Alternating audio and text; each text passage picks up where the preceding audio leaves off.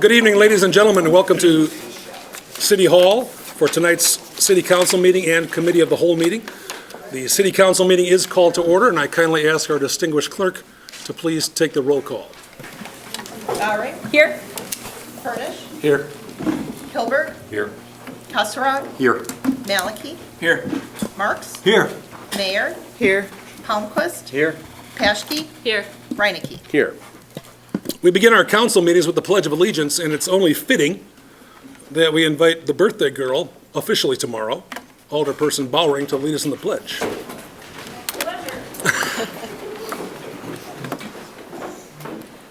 Pledge allegiance to the flag of the United States of America and to the republic for which it stands, one nation, under God, indivisible, with liberty and justice for all.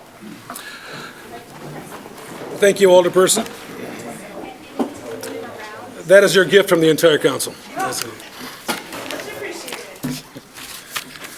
Ladies and gentlemen, before we begin dispensing of business this evening, I'm going to take a moment as chairman's prerogative to read a statement for everyone's benefit, not only here in the council chamber, but those tuning into YouTube and or any of our 3 public access channels. Last week, I received calls from residents who received an unsolicited and anonymous text message inviting them to attend tonight's city council meeting to speak against consideration of extending the development rights on the property known as Duke and Lee's. While I can't say with certainty that everyone on the council received or has been made aware of said text message, I do believe it's important to share the body of that message with all of you this evening.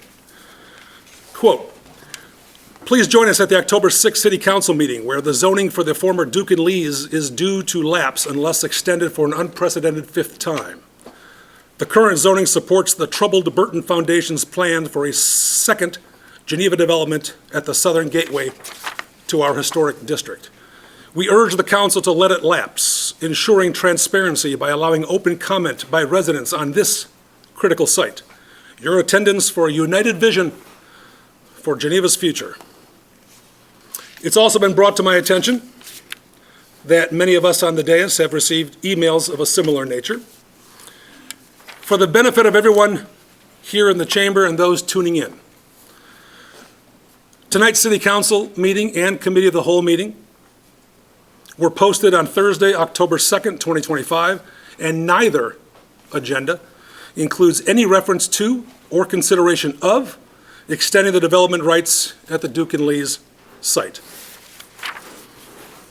The deadline to receive consideration by the current landowner was Saturday, October the 4th. Being a Saturday, the deadline automatically carried over to the next business day, which is today, Monday, October 6th. And any such request would have to be received by the City of Geneva on or before the close of business, which is 4:30 p.m. Central Standard Time. Please be advised that no such request has been received by the property owner. Therefore, the property known as Duke and Lee's has, according to our Code of Ordinances, reverted to its original zoning, which is commercial. Any future development plans for the site, whether they be commercial or involve seeking a rezoning of any kind, must first be vetted by our professional staff, then submitted to the Planning and Zoning Commission for review, and ultimately forwarded to the City Council for consideration. And as all of you know, the Planning and Zoning Commission is where the public hearing is held on any sort of development proposal.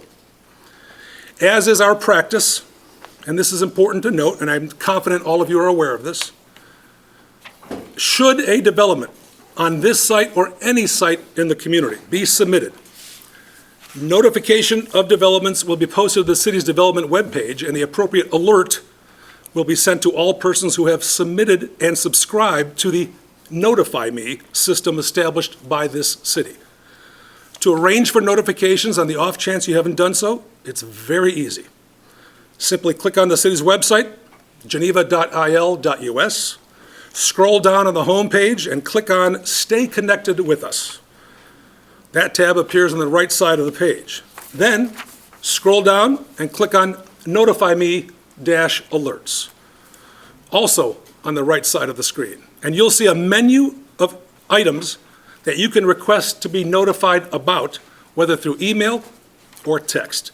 Choose whichever you prefer. You can choose them all, you can choose a couple, whatever you'd like. I encourage everyone and anyone to join the already thousands of people who benefit from this simple, convenient, and fully transparent feature. With that, and without delay, we will commence with the business at hand in tonight's City Council meeting. It is my pleasure to welcome to the podium our brand-new Police Records Manager, Amanda Babich. Welcome, Amanda. Welcome, thank you. How are you? I'm good, how are you? And I say brand new. How brand new are you? Well, I've been here since beginning of June. Oh, okay. Well, it's not too brand new. Not too. So you got the lay of the land. Oh, of course, I know it all now. Life is good. Life is good. And you call South Elgin home. I do. Very nice. And these are your words, correct? Oh, I hope so. Yeah. These are your words. I live in South Elgin with my 3 giant teenager sons. Yeah, they're pretty big. They're, Okay, now I've got the names. You toss in the height. Okay, ready? Uh-huh. Ilya is 17 years old, 6'6". 6'6". Yeah. Dimitri is 14. He is 6'2".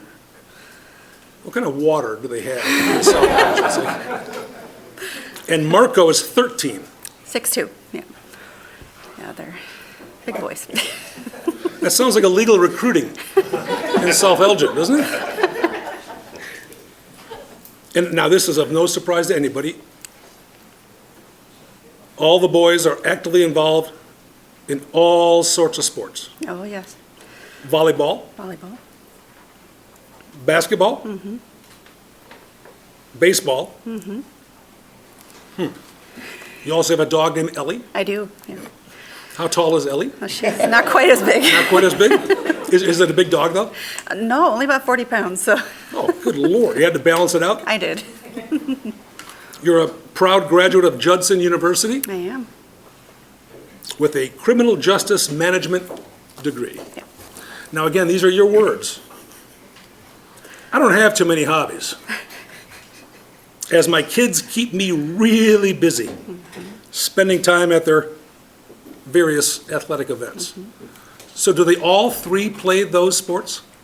Volleyball and basketball, all 3 of them play, and then baseball's just my youngest, so.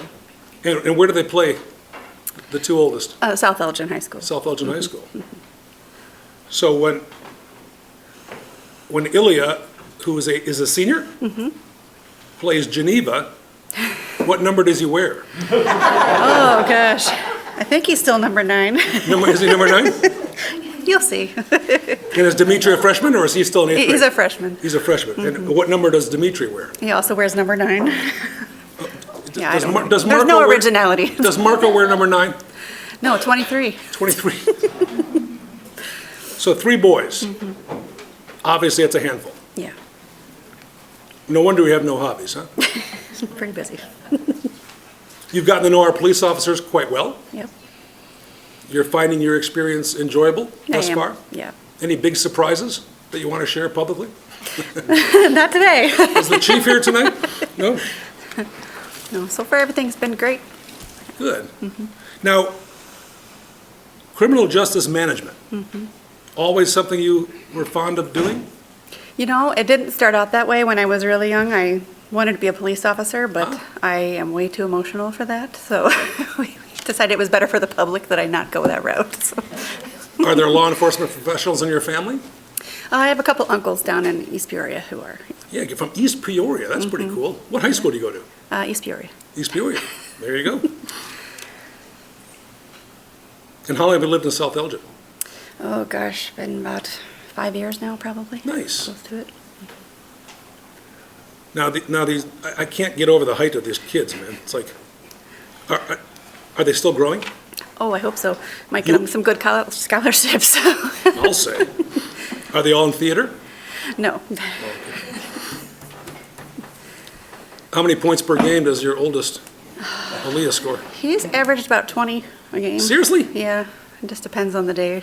Does he have his own, like, Instagram and stuff where he's featured in all his talents and then he's recruited via that? No, he plays for Bardo basketball too, so he does a little with them and they post stuff for him. But Well, that's pretty cool. Any calls yet to the house from, no, not yet. At least not that he's told me. He's, is that right? yeah. That's exciting then, because now's the time, right? Mm-hmm. My gosh. Yeah. Any idea what the kids want to do when they grow up? Well, Ilya wants to go into engineering of some kind. He's not really sure what avenue of it, but, and then Dimitri, I don't know about that child yet. Wait, hold on, Dimitri's the middle child. He is. He's very passionate. That's good. He likes to debate things, so I'm not really sure where his life is going to take him. He's very argumentative, but We'll come back in 10 years, we'll talk, we'll do a feature. yeah, right. How about Marco? Marco, he's just convinced he's going to be an MLB player, so, he's at that MLB? stage. MLB, yeah. What position does he play? He's pitcher. Pitcher. Is he at home tonight watching a particular game that's on TV? I think he's at basketball practice with his brother. Oh, So. of course he is. We're delighted to have you, and we thank you Thank for you. your service, and welcome to the team. Well, thanks for having me. Yeah, thank you very, very much. Thank you. Thanks.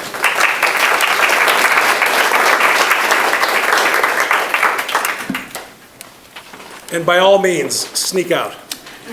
Yeah. Marco just texted me saying, where's dinner? So.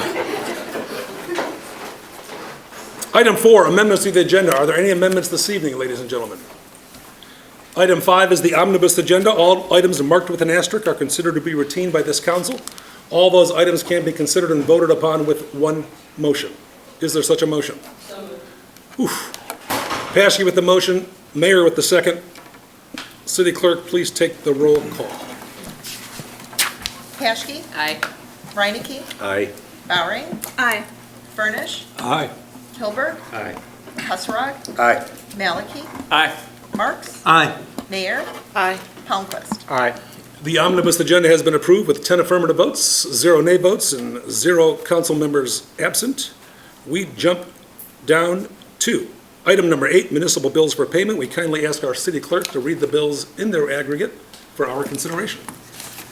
Municipal bills for payment total $3,921,066.51. Mayor, I move that we approve and pay the bills as read, individual items for which can be found in tonight's city council packet on the city's website.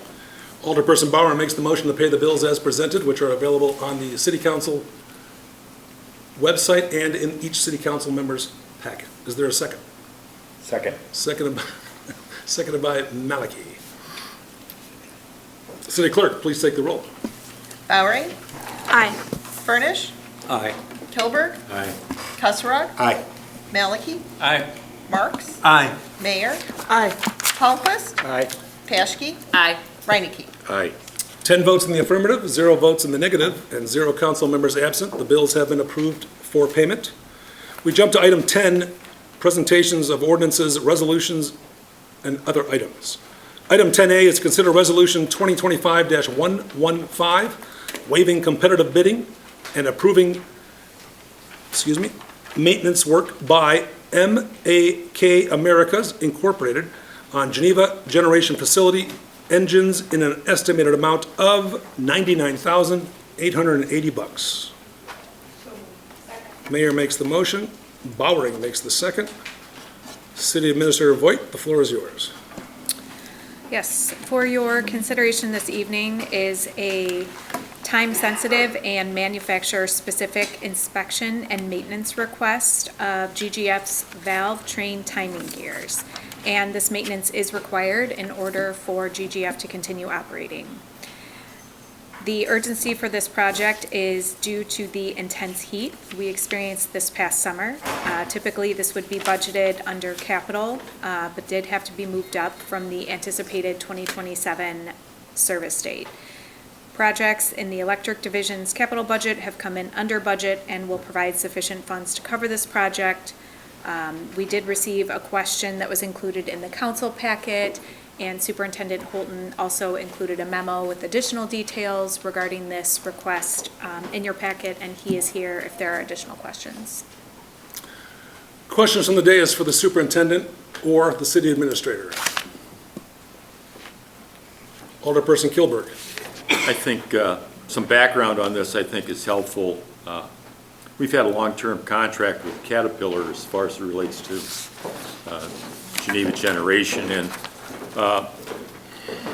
what sort of accelerated this need for this acceleration of maintenance was the fact that we've been really busy over there this summer with a lot more generation than normally due to the heat and the demand.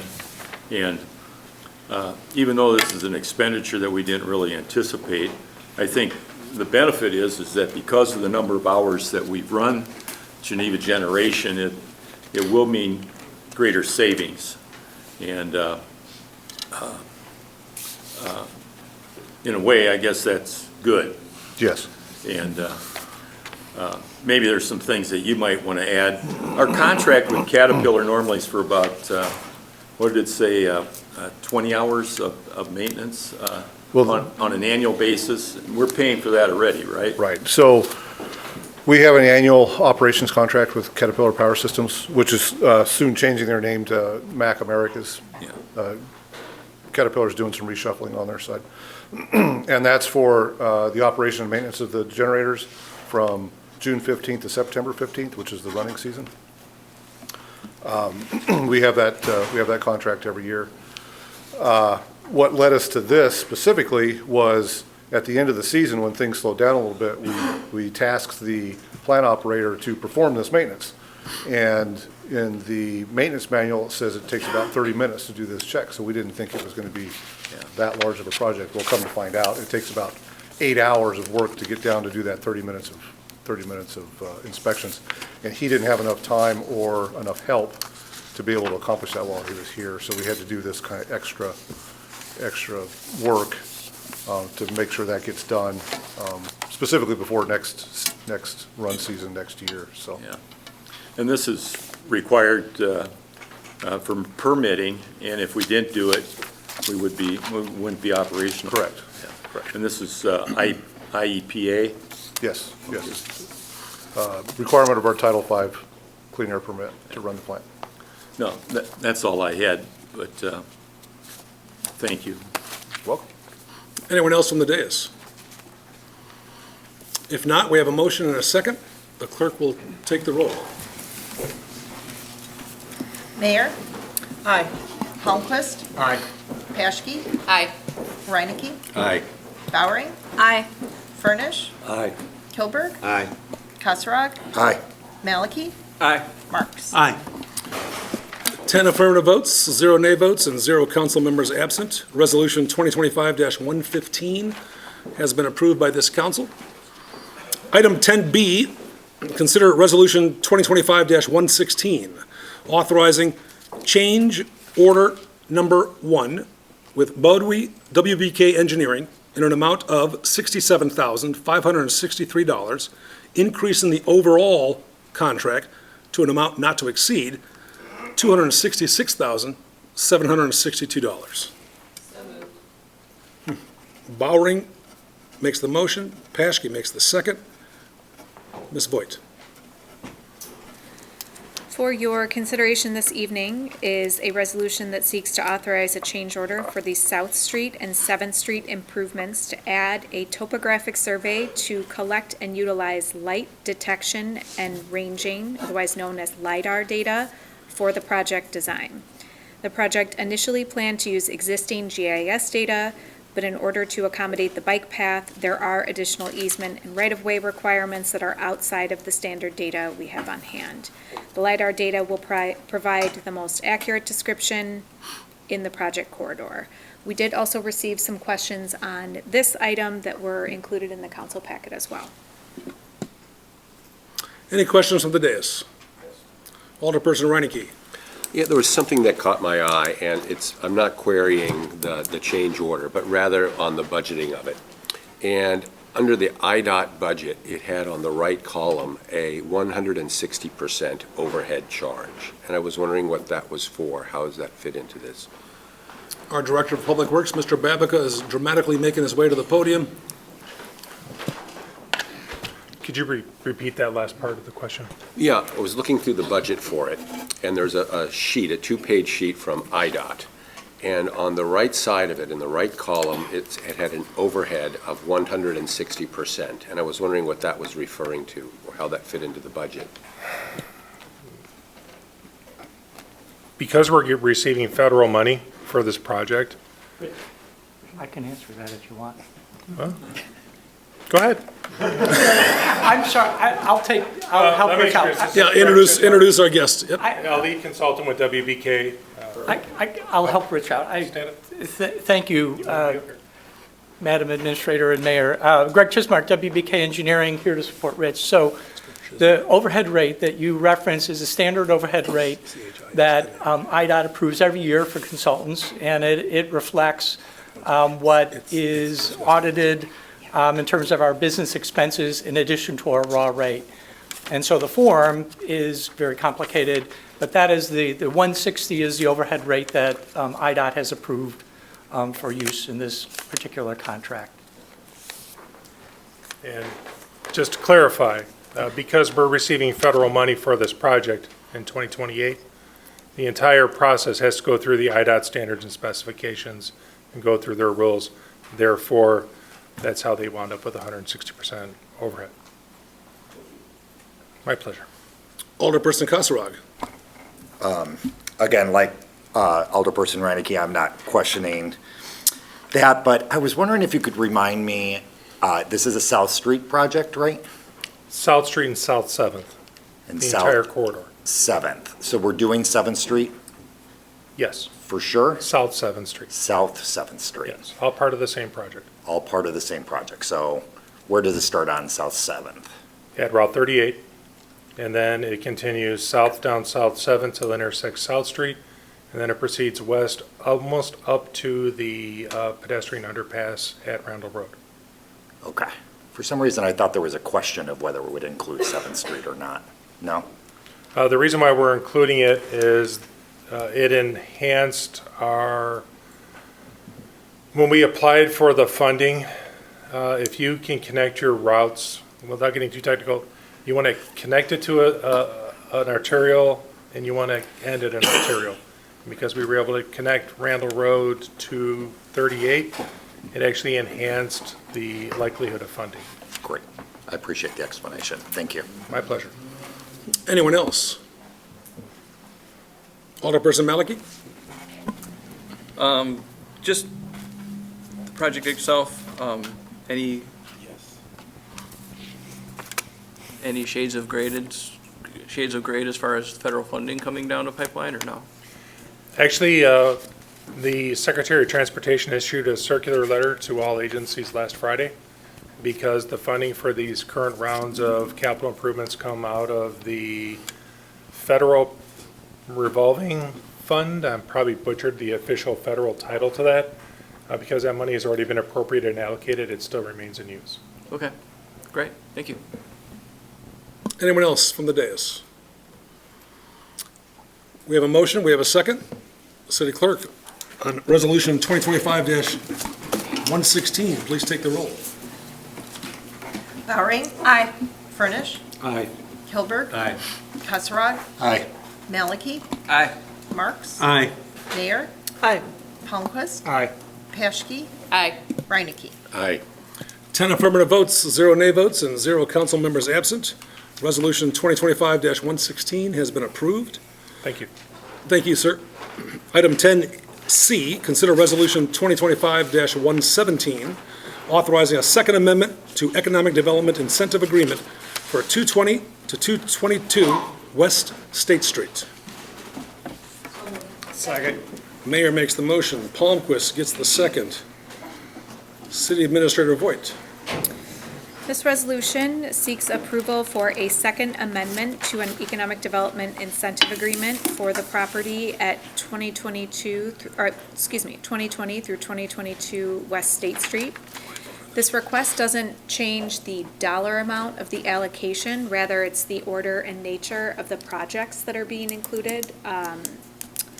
Director Timoshenko did include in the executive summary that there will be increased work being done on this property, and it will be done outside of the order that the council originally approved, which is why it is before you this evening. And she is here if there are any additional questions. And there is a photo included in the packet as well. Questions, Alderperson Bowring. This is not actually a question, you don't have to get up, Kathleen. I just wanted to thank city staff for working so diligently with the change of ownership to make sure that these improvements still hopefully find a way to take place so that we can make use of that ARPA money. So I just wanted to extend my appreciation. I think this will benefit the downtown corridor. And you know, I'm glad to see that the new owner is interested in taking up this work. So thank you, and that applies to both of them. Thanks. Anyone else? If not, City Clerk, please take the roll. Mayor? Aye. Palmquist? Aye. Paschke? Aye. Reinecke? Aye. Bowring? Aye. Furnish? Aye. Kilberg? Aye. Katsarag? Aye. Maliki? Aye. Marks? Aye. Mayor Burns. Aye. Resolution 2025-117 has been approved with 11 affirmative votes, 0 nay votes, and 0 council members absent. We jump to item D, consider Resolution 2025-118, authorizing a second amendment to Economic Development Incentive Agreement for 214 to 218 West State Street. So moved. Good Lord. Palmquist gets the nod. Katsarag? No. No second from Katsarag? I just didn't say anything. Reinecke, okay. First denial of a second. First denial of a second. Just mark that in the record. City Administrator Voigt. Yes, the explanation for this item mirrors the previous explanation. It is just an additional address, but again, just an increased scope of work at a property, no change to the dollar amount. Any questions or comments from the dais? Alderperson Kilberg. Just so everyone's aware, we're really talking about a section on the south side of 38 between 2nd and 3rd Street. And these properties have been left in disrepair for quite some time. And that this is really something I think that's been long overdue. And I think it's important that the city participate in this, what is becoming somewhat of a major facelift. And as we looked at State Street, this was one of the areas in particular that needed help. And although the elements that they're approaching here are somewhat different from their initial request, all this will fit together into a package eventually that will make that stretch of State Street a lot more attractive. Anybody that drives by there and looks up at the windows, some of them look like they're about ready to fall out, and that this is something that I think is a safety consideration as well we're addressing. So that's all I had to add. Thank you. Anyone else? No, sir. This is for the council to discuss. City Clerk, please take the roll on Resolution 2025-118. Palmquist? Aye. Paschke? Aye. Reinecke? Aye. Bowring? Aye. Furnish? Aye. Kilberg? Aye. Katsarag? Aye. Maliki? Aye. Marks? Aye. Mayor? Aye. Mayor Burns. Aye. 11 votes in the affirmative, 0 votes in the negative, 0 council members absent. Resolution 2025-118 has been approved. Item E, consider ordinance 2025-17, amending Title 11 zoning ordinance of the Geneva City Code, Section 11-2-2, definitions of words and terms, and Chapter 12, signs. Motion by Bowring, seconded by Paschke.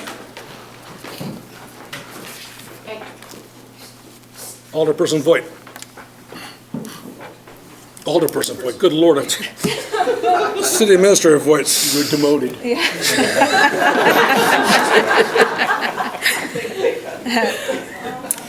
All right. Sorry about that. Before the council tonight, there are a number of text amendments that were approved at the September 11th Planning and Zoning Commission meeting. The first is regarding local sign regulations, and this is to bring Geneva's regulations into compliance with the Supreme Court's ruling that local sign ordinances be content neutral. And we do have Director DeGroot here if there are any additional questions on this proposed amendment. Questions for the city administrator or our director of community development, Mr. DeGroot? Alderperson Bowering, the floor is yours.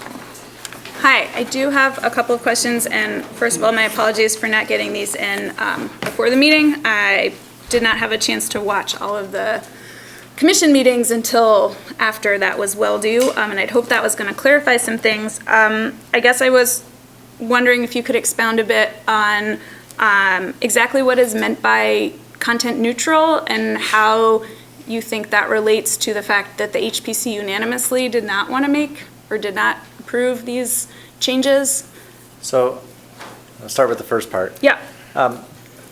Content neutral means we can regulate the size, the number, the height of signs, but we can't control what is displayed on that sign. Okay. So we had especially in our exempt sign section of the code and prohibited signs, we had content-related regulations. Okay. We would call out real estate signs, construction signs, things of that nature. So we've kind of lumped those into categories called temporary yard signs and restricted the number and the size instead of calling them out individually. So that's the part that specifically relates to the Supreme Court ruling? Right. So Okay. those are the content neutral modifications. The regulatory requirements around those signs did not change. We Okay. just made sure we took out the content portion of it. The HPC only really reviewed changes we had proposed to the lighting standards in the historic district. Right. And they were not interested in changing those standards at this time. Right now, we require all the signs to be externally illuminated, and they wanted to keep that in place. So that was the only recommendation that they did not, the only thing they did not want to see move forward. Do you have a sense, and I don't want you to step beyond your purview into a legal area, if so, feel free to fend that off, but do you feel that their objection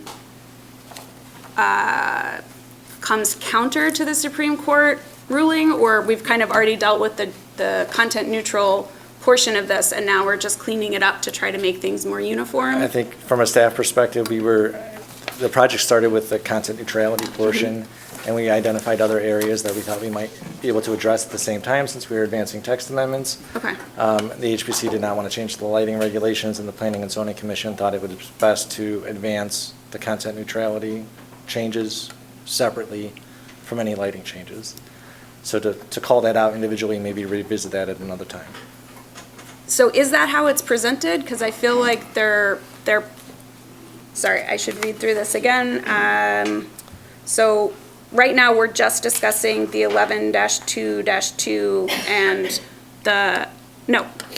So So the I ordinance. guess I'm confused then. The ordinance as yeah. drafted does not include any changes to lighting in the historic district. It keeps it as it is today.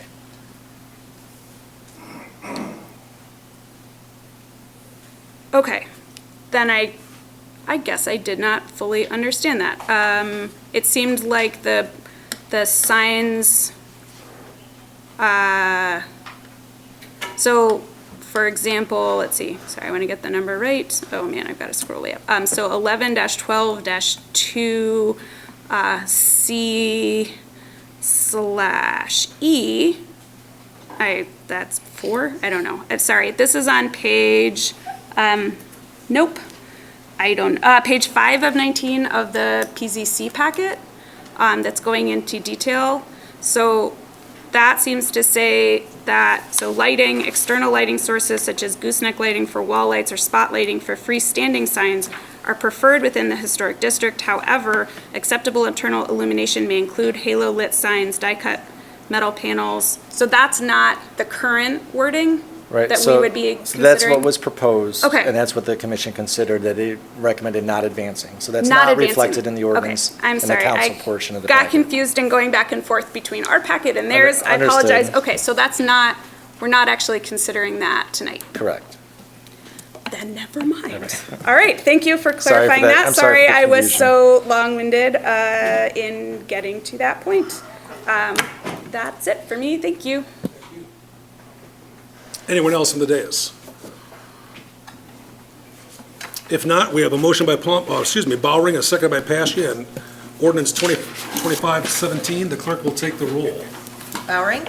Aye. Furnish? Aye. Hilbert? Aye. Kassarog? Aye. Maliki? Aye. Marks? Aye. Mayor? Aye. Palmquist? Aye. Paschke? Aye. Reinecke? Aye. Ordinance 2025-17 has been approved with 10 affirmative votes, 0 nay votes, and 0 council members absent. Item F is to consider ordinance 2025-18, amending Title 11, zoning ordinance of the City of Geneva, Code Section 11-11A-4, off-street parking, D-CM and D-RSCM, district special provisions. So moved. Motion by Bowring, seconded by Paschke. City Administrator Voigt. The amendment before the council this evening seeks to address a discrepancy in the code between section 11-11A-4 of the zoning ordinance addressing off-street parking downtown and section 7-4-14 of the motor vehicles and traffic ordinance for downtown parking. So the recommendation approved by the Planning and Zoning Commission is to remove the parking requirement for residential conversions of existing non-residential buildings within the downtown residential vehicle permit parking area. And Director DeGroot is here if there are additional questions here. Questions from the dais for either the City Administrator or our Director of Community Development, Mr. DeGroot. City Clerk, please take the roll. Bowring? Aye. Furnish? Aye. Hilbert? Aye. Kassarog? Aye. Maliki? Aye. Marks? Aye. Mayor? Aye. Palmquist? Aye. Paschke? Aye. Reinecke? Aye. Ordinance 2025-18 has been approved by this council with 10 affirmative votes, 0 nay votes, and 0 council members absent. Item G is consider ordinance 2025-19, amending Title 11, zoning ordinance of the City of Geneva, Section 11-2-2, definitions of words and terms to modify the definition of lot coverage. Is there? Kassarog, Reinecke, City Administrator Voigt. The resolution, the ordinance before you is to address concerns related to the city's enforcement of an interpretation of lot coverage. So the recommendation is to remove impervious surfaces from the definition as it contradicts the city's regulatory intent. We did receive a question that was included in the council packet specific to incentives to encourage the use of permeable surfaces.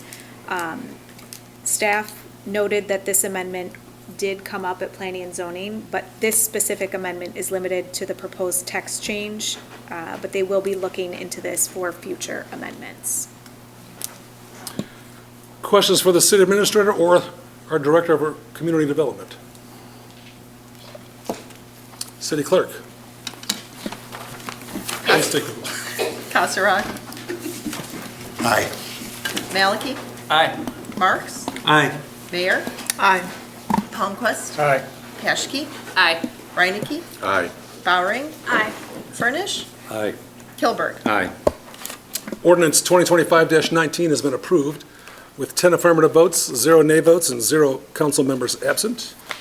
Item H is to consider ordinance 2025-20, amending Title 11, zoning ordinance of the Geneva City Code, Chapter 4A, Downtown District, correcting errors related to setback and lot coverage requirements. So moved. Bowring and Kassarog. City Administrator Voigt. The ordinance amendment before the council this evening seeks to address text amendments that were added in 2019 through the Downtown Station Area Master Plan, specifically the use of residential use, the phrase residential use instead of residential district, regarding transitional setback requirements, and lot width instead of lot frontage regarding maximum lot dimensions. These amendments will correct errors and will remain consistent with existing terminology, definitions, and regulations throughout the zoning ordinances. Questions for Ms. Voigt or Mr. DeGroot? Alderperson Reinecke. So to confirm, this is just changing the wording, but not the actual lot dimensions or setbacks? Correct, correct. There were phrases that were inadvertently entered, and this is just to correct that, to keep things consistent. Anyone else? City Clerk, please take the roll. Bowering, Aye. Furnish, Aye. Hilberg, Aye. Kasserag, Aye. Maliki, Aye. Marks, Aye. Mayor, Aye. Palmquist, Aye. Paschke, Aye. Reinecke. Aye. With 10 affirmative votes, 0 nay votes, and 0 council members absent, ordinance 2025-20 has been approved.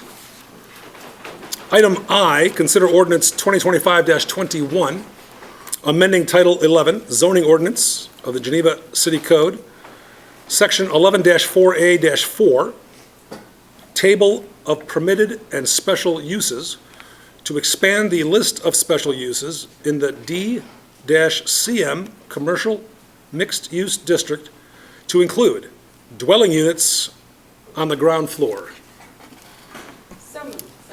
Bowering, Paschke with a second. Ms. Voigt. I'd like to note this item is also related to the following two items. This is related to, we have two applicants that own separate mixed-use properties in the commercial mixed-use district. Both have had difficulty leasing the commercial office space and are seeking the flexibility to convert the first floor spaces to residential units on the ground floor. And this amendment is specific to adding dwelling units on the ground floor as a special use. And Director DeGroot is here if there are additional questions. Questions from the dais for Mr. DeGroot or Ms. Voigt? Alderperson Kasserag.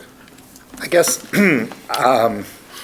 I guess I was wondering if the council maybe could comment a little bit more on this. I just sort of feel like, I don't know if there's, I know it's a special use, but if there's a precedent sort of to be set here, or if we're reducing the amount of spaces available in our commercial district. I know we want to be flexible, we want to maintain occupied spaces, but I don't know. I wasn't quite 100% behind it, I guess. I'm going to ask Director DeGroot to comment on some of the insight via the PZC meeting, and then I'll recognize Alderperson Mayor, And if, Alderperson Bowering, but Kasserag still has the floor. just one more thing. And what do other communities do in similar circumstances? Okay. I think the question of precedent, I mean, that's why the commission and staff were recommending it as a special use, because you can consider it on a case-by-case basis against the special use standards. So there may be incidences where it's appropriate in the district, and there may be incidents where it's not. So that's why it was recommended as a special use and not a permitted use. Other communities, I think in their core commercial areas, don't allow for residents on the first floor. It's pretty common, and if they do, it's by a special use permit. So they often do have special use options for that. Correct. And so, for example, if somebody wanted to do it on 3rd Street, maybe we would say that's not an appropriate space, and we would deny the special use application? If that was the will of the council? Yeah. Yes. And these seem to be okay to staff because they're sort of on the outskirts of the district? The one on State Street is the very farthest west parcel. Right. In the commercial district. And then the one on Hamilton is kind of in a unique position as well, where it is a resident, they're both were residential properties converted to Right. commercial. That doesn't really have any parking available either. Okay. All right. I invite anybody else from the council to comment. Alderperson Mayor, then Alderperson Bowering. But I thought the key here was that these were houses, they were residential, and they are not successful commercial spaces, so there's a will to turn them back into a residential use. And that makes sense to me, so I think that this is a good way to approach it so that we don't blanket allow residential on the first floor, but in the case of these two properties, it seems very appropriate. Alderperson Bowering, then Alderperson Kilberg. I will keep it succinct and just say I agree with everything Alderperson Mayer said. I do appreciate Alderperson Kosarug bringing up this point because I think it is important that we not see this as setting a precedent for just all first floor in the commercial district being greenlit for residential, but I think on a case-by-case basis, there's going to be situations where it does make sense, and yeah, and then Alderperson Mayer has said the rest of it, so. But yeah, I think these these make sense, and this was a good way to approach it. Thanks. Alderperson Kilberg. I would agree with those comments. I think we had two properties here that at one time were residential. The one just west of U.S. Bank that was an insurance office, and reverting back to residential there makes a lot of sense. And then the other property would be just to the east of the Methodist Church, and I believe at one time that was a doctor's office. And again, reverting back to residential, both of them look like residential properties, and I think this is a reasonable request and one that'll certainly keep those properties viable in the community. Thank you. Thank you. Anyone else on the dais? If not, we have a motion, we have a second. The city clerk will take the roll. A simple majority governs this question. Bowering? Aye. Furnish? Aye. Kilberg? Aye. Kasserag? Aye. Maliki? Aye. Marks? Aye. Mayor? Aye. Palmquist? Aye. Paschke? Aye. Reinecke? Aye. Ordinance 2025-21 has been approved with 10 affirmative votes, 0 nay votes, and 0 council members absent.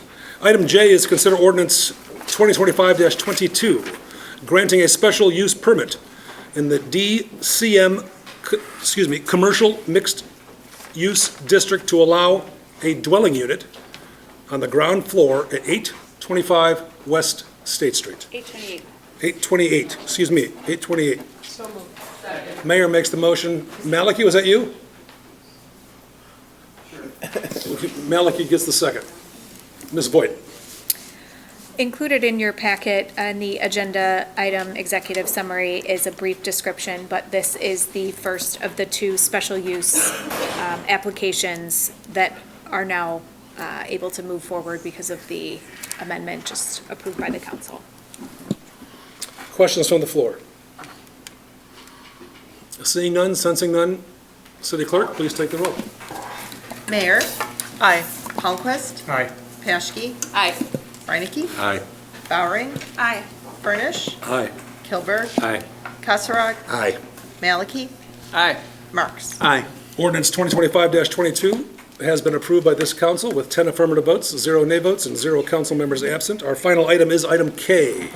Consider ordinance 2025-23, granting a special use permit in the D-CM Commercial Mixed Use District to allow for a dwelling unit on the ground floor at 122 Hamilton Street. So moved. Mayor makes the motion, Palmquist makes the second. I can almost predict what you're going to say, City Minister Voigt. Before the application before the council, there is a description in the executive summary, and Director DeGroot is here if there are any specific questions. And this is the second and final special use permit on the agenda this evening. Questions for the Director, Mr. DeGroot? City Clerk, please take the roll. Mayor? Aye. Palmquist? Aye. Paschke? Aye. Reinecke? Aye. Bowering? Aye. Furnish? Aye. Kilberg? Aye. Kasserag? Aye. Maliki? Aye. Marks? Aye. With 10 votes in the affirmative, 0 votes in the negative, and 0 council members absent, ordinance number 2025-23 has been approved. We jump to public comment. We invite anyone joining us this evening to share with us your thoughts at the podium. This is your chance to speak. It is our chance to listen. There will be no debate, no discussion. The floor is open. We will go by honor, and we'll begin on the south side of the room. We kindly ask that you share with us your name. If your last name requires spelling, please feel free to do so. Your address is not required. All right, thank you. Good evening, members of the Geneva City Council. My name is Patrice Berthaud, Bertheau, and tonight I'm speaking on behalf of Geneva Voices, a community group dedicated to amplifying residents' perspectives and fostering transparent, collaborative dialogue with city leadership. Our strategy is to promote informed decision-making through open communication and resident input, ensuring that Geneva's future reflects all of our shared values. We sincerely appreciate the Council's willingness to engage with residents as we introduce Geneva Voices to this forum. Tonight, we address one key concern, the urgent need for improved communication on city projects. Case in point is the situation on Duke and Lee site. Communication with residents on this issue was very poor, relying on FOIAs, private conversations, and citizen engagement to get to where we are today, which is apparently the zoning has lapsed on that. And I thank you, Mayor Burns, for that very concise and informative report on what the status is and what we can expect in the future. A critical opportunity for proactive communication lies with the potential on the Geneva Dam removal. Other municipalities have engaged residents in open discussions about impacts for over a year, while Geneva lags significantly behind. Residents deserve nothing less than a comprehensive financial analysis comparing three options: removing the dam, modifying the dam, or keeping the dam. The analysis should include all costs, funded and unfunded, addressing ecological impacts, economic impacts, risks to funding, as the federal funds to Illinois from EPA have been frozen, and the status is very unsure on what the future holds on that. Having maintenance and liability costs of ownerships, taking ownership of the dam quantified. We know that the Carpenterville's dam removal incurred over $4 million in local costs to address exposed infrastructure, and there's additional environmental impacts like shoreline erosion and exposed sediments. With federal funding on the covered cost expected to be 65% now at risk, residents could face significant uncovered costs. To provide full transparency, the option to modify the dam at zero cost to the city, eliminating uncovered removal costs with no adverse impact to the environment, and essentially eliminating all liability costs, must be communicated to the residents. A thorough due diligence is essential to making an informed decision. Other areas of high concern with residents is the continued lack of progress on the Mill Race Inn site, which is a stain on our beautiful city at the moment, and the withdrawn $68 million police station referendum pulled from the April ballot due to tax impact errors. It further underscores the need for proactive engagement. We respectfully urge the city to come out ahead of these issues, providing transparent, accessible information to prevent residents from being left in the dark and to restore trust in the process. Geneva Voices is committed to constructive cooperation with the council. We especially appreciate the prompt and engaged responses from Alderpersons Reinecke, Palmquist, and Furnish, who have helped in recent issues in narrowing that communication gap. Thank you for your time and your consideration, and we look forward to continued partnership and a more inclusive, proactive dialogue with residents. Thank you very much. Thank you very much. Anyone else?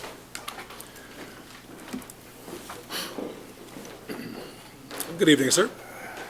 Mr. Mayor and City Council, I greatly appreciate the opportunity to have some dialogue with you. My name is Steve Berthaud. It's B as in boy, E-R-T-H-E-A-U. For the last year, I've been sending, I think I sent 9 letters total to the Geneva City Council as well as Kane County to talk about various aspects of the dam. And I thought it was important for me to come to this meeting because we have 3 new committee members as well as a new city administrator to refresh some memories and discussions.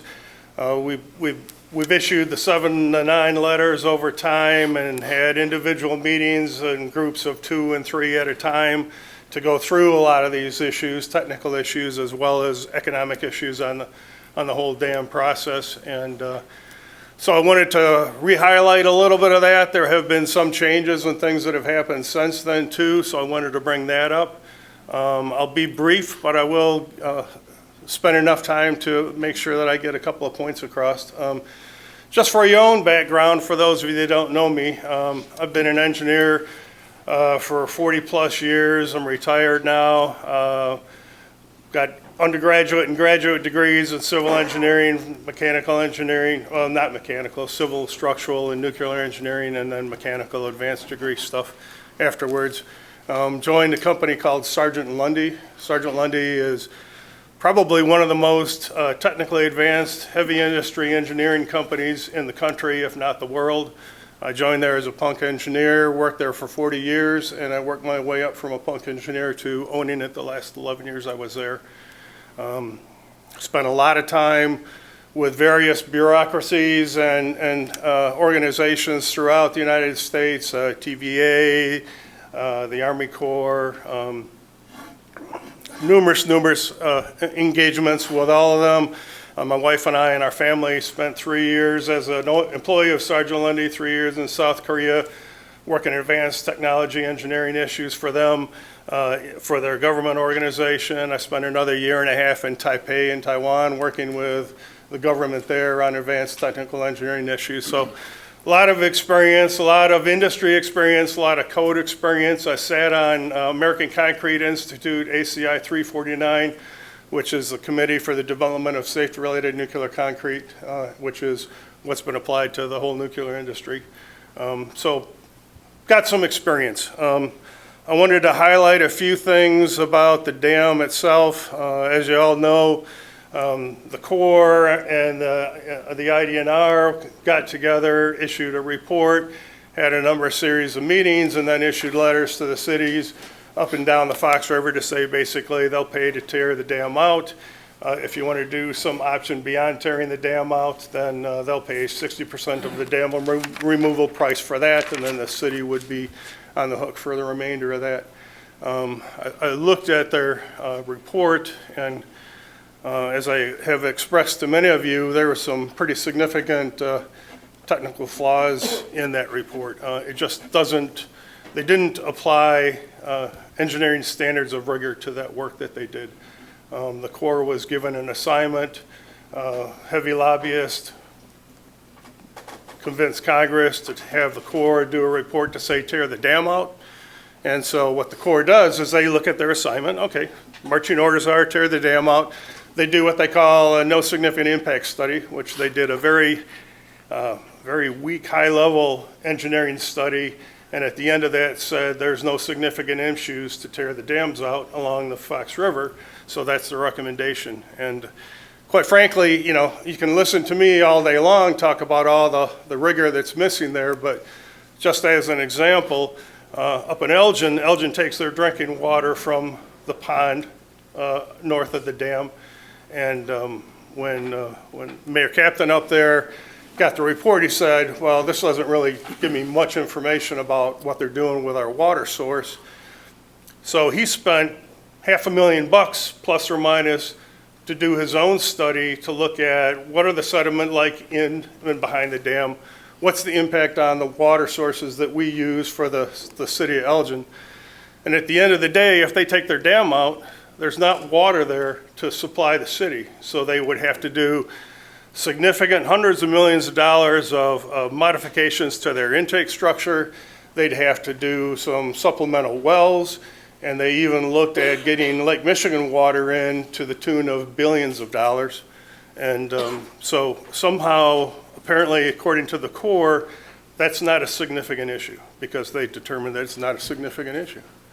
They pulled the dam out in Carpentersville, and quite frankly, if you look at the organization that has been pulling these dams out all the way across the country, you'll really see one failure after another, or just a lack of attention to detail. Carpentersville, they even knew that they had a water supply line that was in the body of the pond, and they never did adequate hydraulics to understand how much of the river was going to be remaining, what was going to happen to the sedimentation.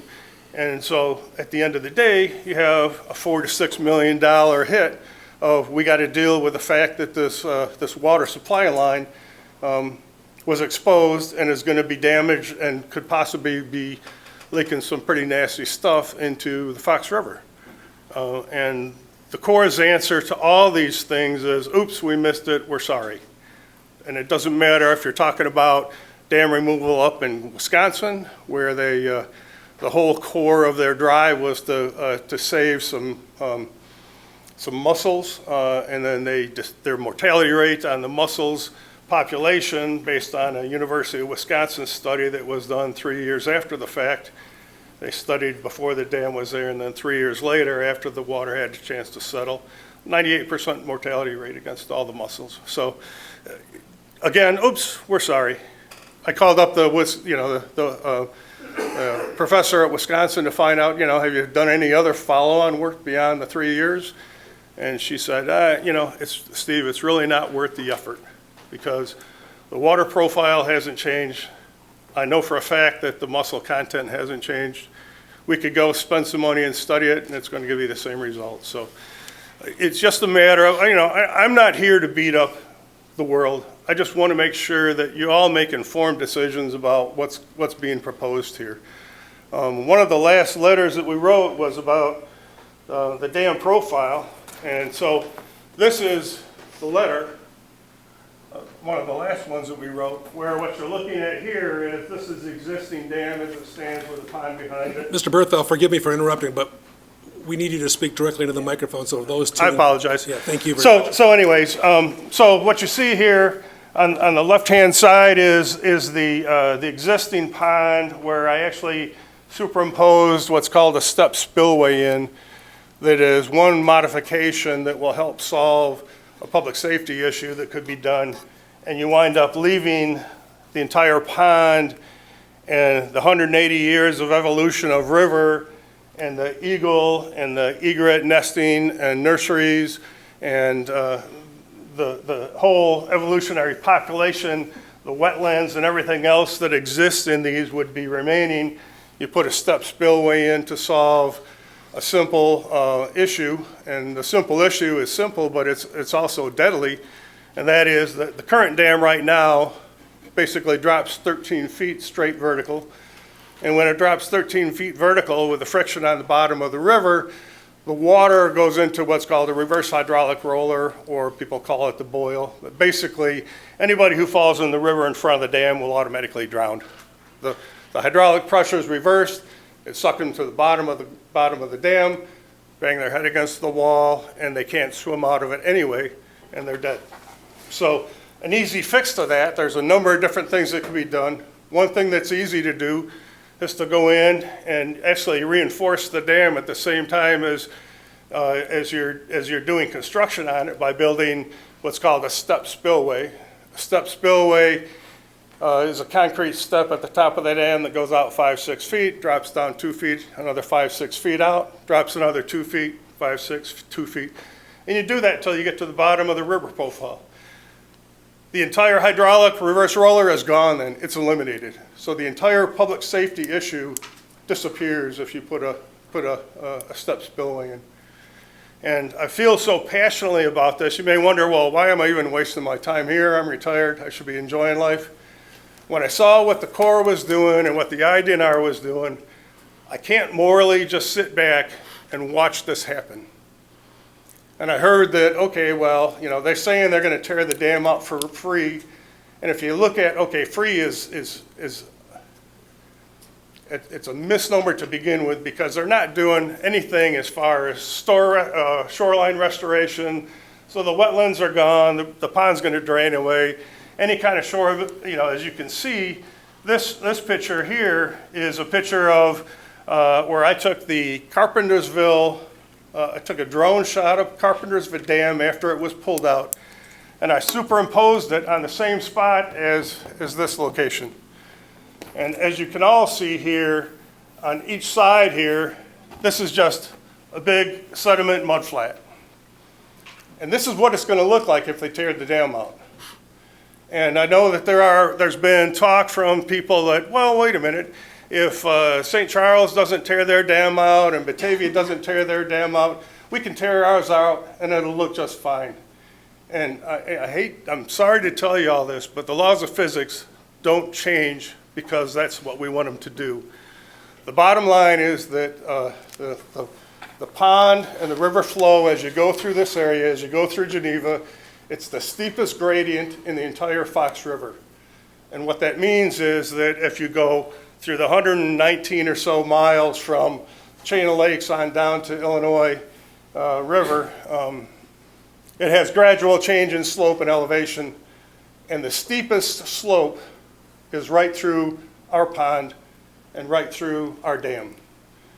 And what that means is that when the dam is torn out, the steeper the slope, the faster the moving the water, the narrower the water flow is going to be, and the more scouring of the existing shoreline and the existing sedimentary basin that's there right now will happen. So they're going to take all the sediment that's been there for the last 180 years, which includes all the fly ash with the arsenic and mercury from all the coal that was burned to heat all the homes in the early days of Geneva.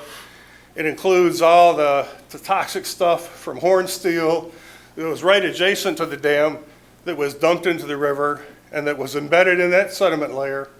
And it's all going to be scoured up and it's going to be flushed on down to Aurora's drinking water source. And we don't know what's there. This is my hypothetical discussion, but I can tell you after 40 years of engineering on doing this kind of stuff, that's what's going to happen. And quite frankly, if you look at this and say, okay, Steve, you're all just full of water. We don't agree with what you're saying. Okay, so fine. If you don't want to believe me, look at the history of Geneva. So Geneva, the original dam was built in 1837. And it was like a Lincoln log set full of gravel. It's called a crib dam.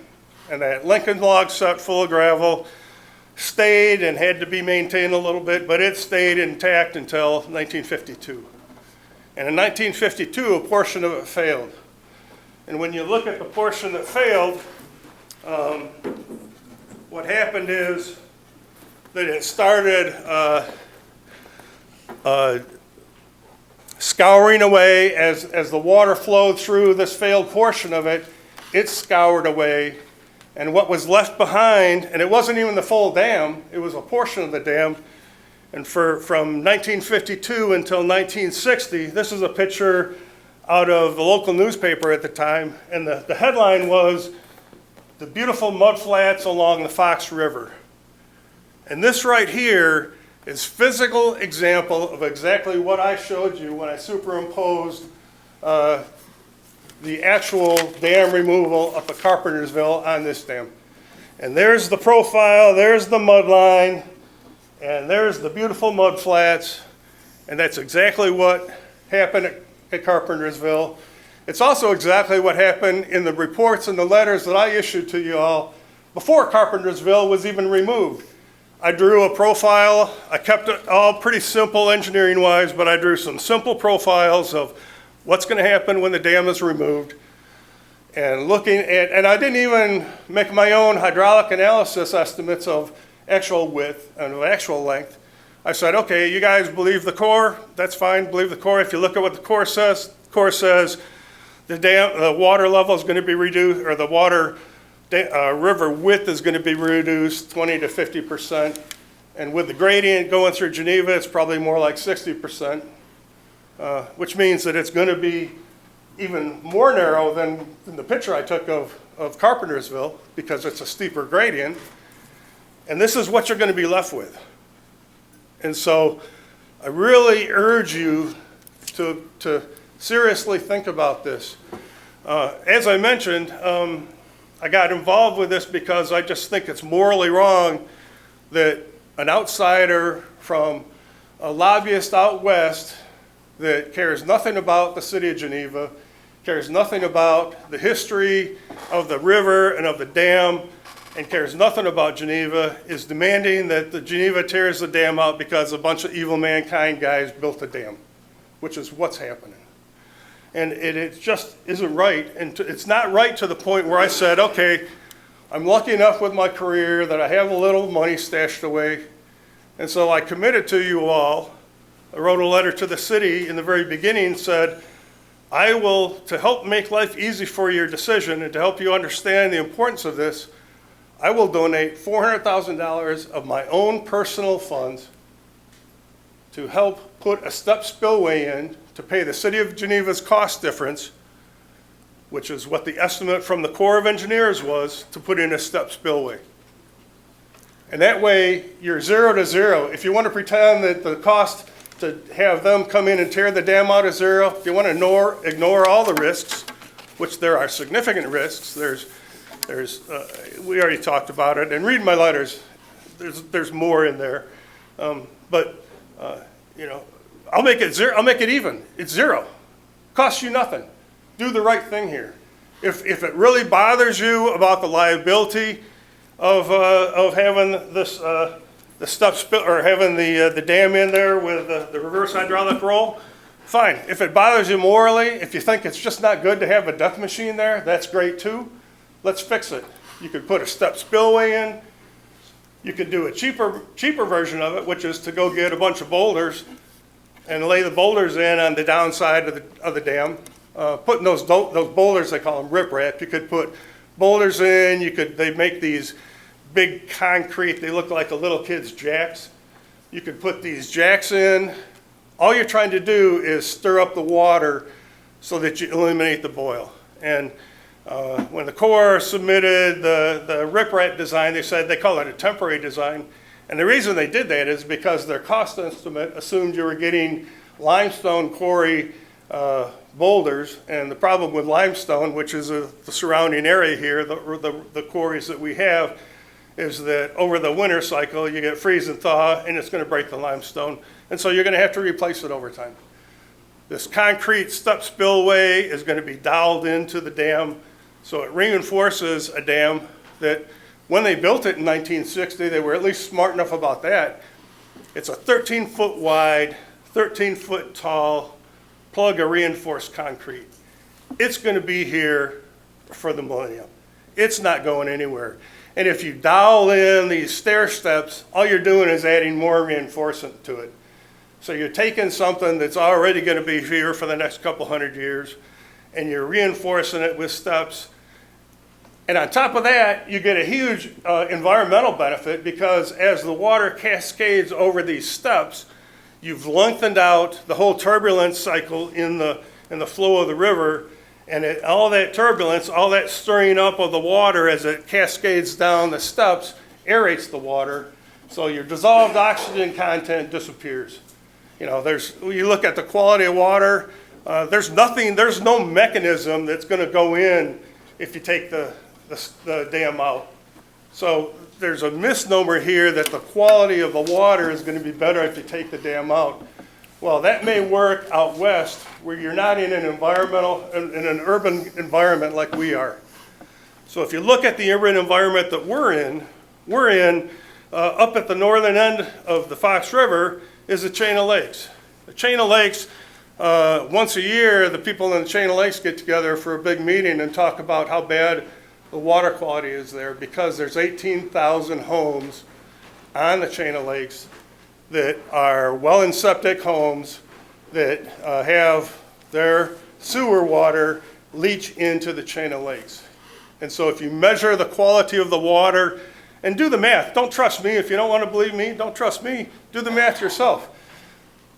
All the water samples all the way up and down the river are available. If you take a look at the water quality that's in the chain of lakes, and you pull that sample out, and you look at what's in that water, it's junk.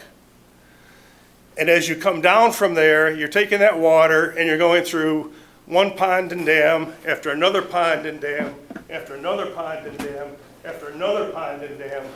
And guess what? These ponds are a civil engineering wet dream.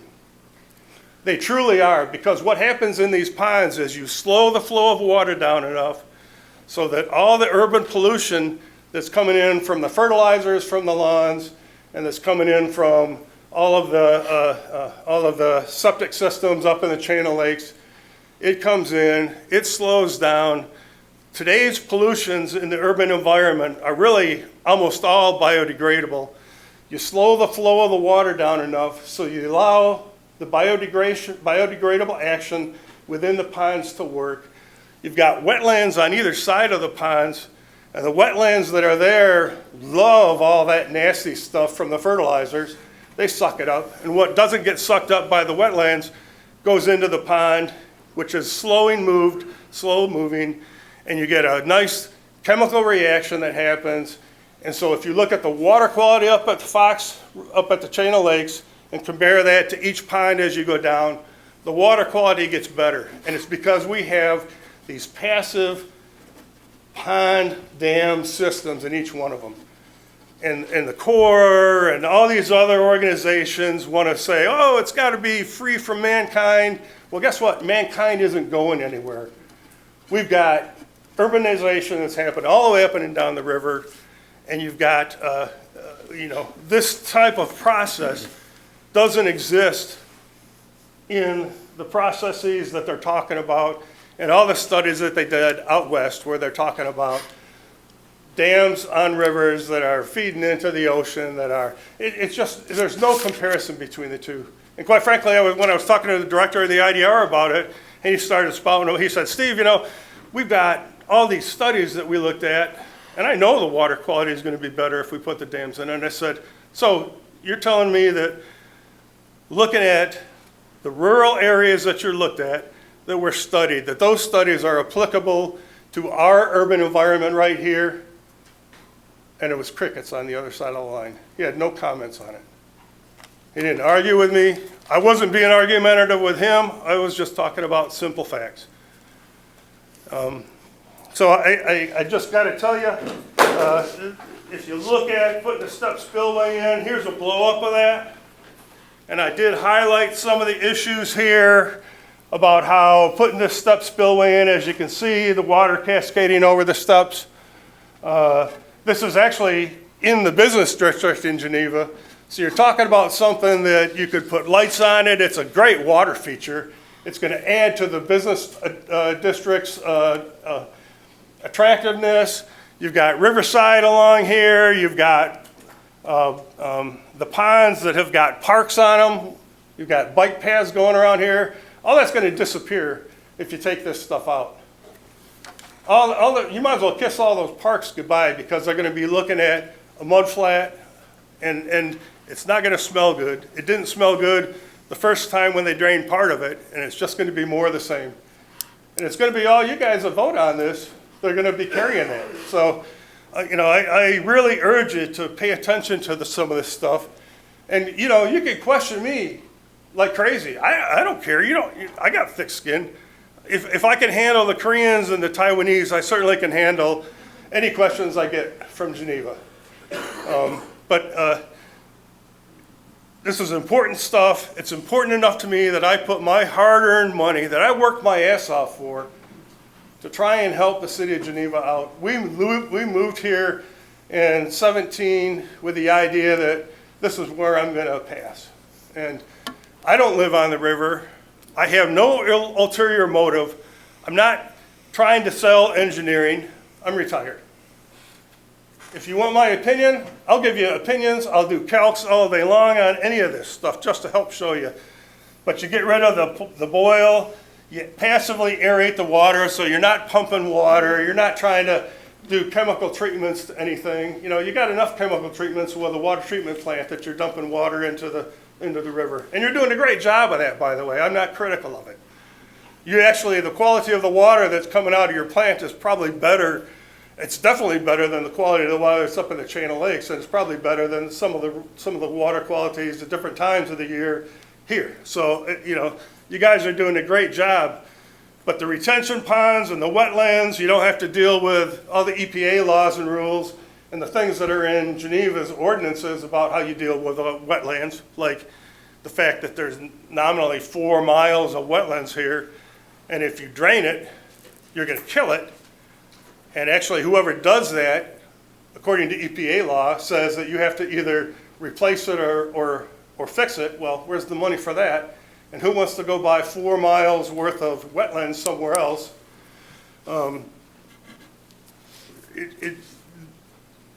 You've got evolution of critters that are all in this water. You ask any fisherman along here, and what do you catch? They catch smallmouth bass. Well, guess what? The IDNR Road report about 10 years ago, more like 15 years ago, that says that the true measure of the good quality of water, when they're talking about, not just Geneva, they weren't even talking about Geneva, they're talking about lakes and rivers in the United States, but they say since smallmouth bass are such a sensitive creature, they don't do well in pollution. They die. They don't live there. Ask any fisherman what he catches. I did. Smallmouth bass. It's all over the place.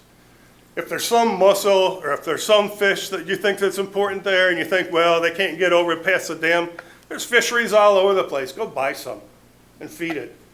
And if they can survive in the ponds and if they can survive upriver from there, that's great. If they can't, they wouldn't have anyway.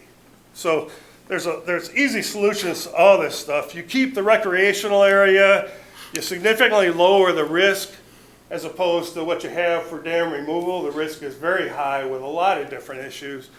And it could be something as simple as issues of, the expensive homes that are on there right now, and who's going to be real happy about that, and are you going to be stuck with lawsuits? That's a scare tactic. I'm not telling you that's going to happen. I don't know if that's going to happen or not. But you avoid the conversation.